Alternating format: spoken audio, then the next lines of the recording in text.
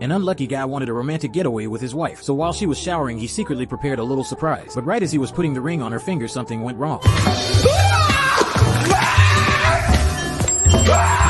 The guy was completely stunned by how thick her finger was. His wife quickly got up to help him, but then her feet slipped.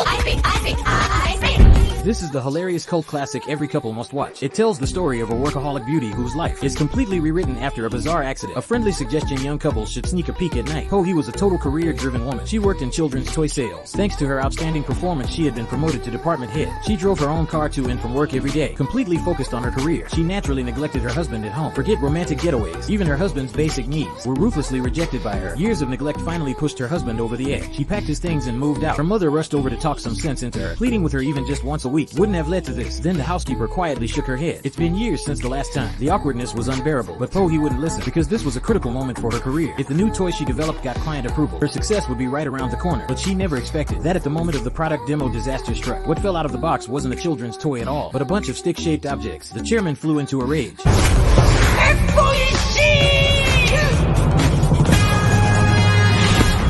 and fired Pohi on the spot. Pohi was dumbfounded until she saw the room number 10 on the box and realized she had picked up the wrong package. She angrily knocked on the door of apartment 10. The woman who opened the door was Nancy, the same woman who had deliberately flaunted her figure in the elevator the day before, an adult toy store owner. Pohi threw the box back at her, yelling at her for ruining her career and mocking her for being promiscuous. Nancy wasn't about to back down either. 왜?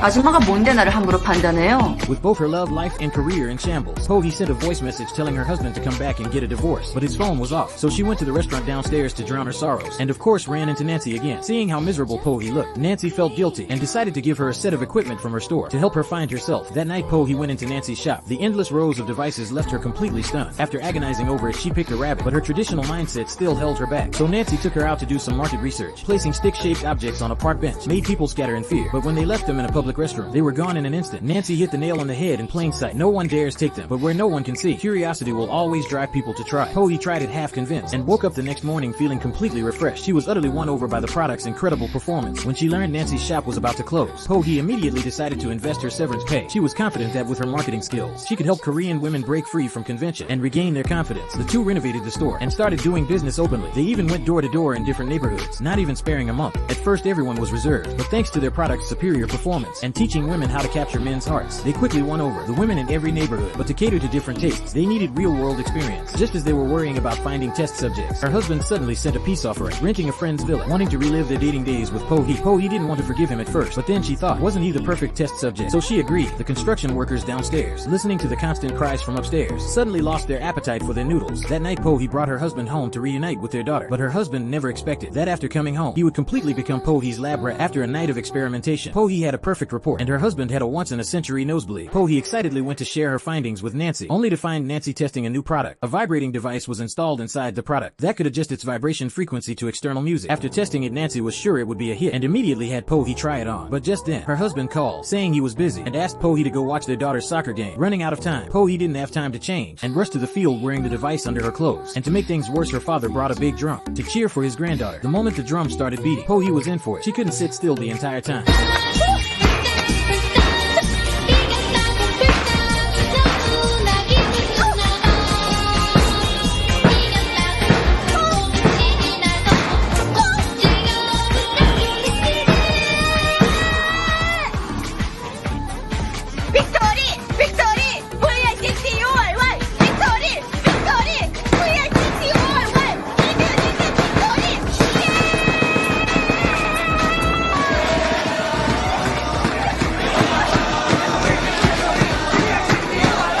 Things got even crazier. Pohi was demonstrating a new product at a client's house when the Pinocchio nose attachment got stuck. She had to rush home in a panic, trying to cut it off with scissors, but the material was too strong. No matter how much she cut, it wouldn't come off. And just then her husband came home, and with a ring in his hand said he wanted to celebrate their 7th anniversary. Pohi panicked and immediately hid in the bathroom, claiming she was taking a bubble bath. Her husband happily came in, telling her to hold out her hand so he could put the ring on. But the moment he touched Pohi's hand, he noticed the thick rabbit and ran off terrified.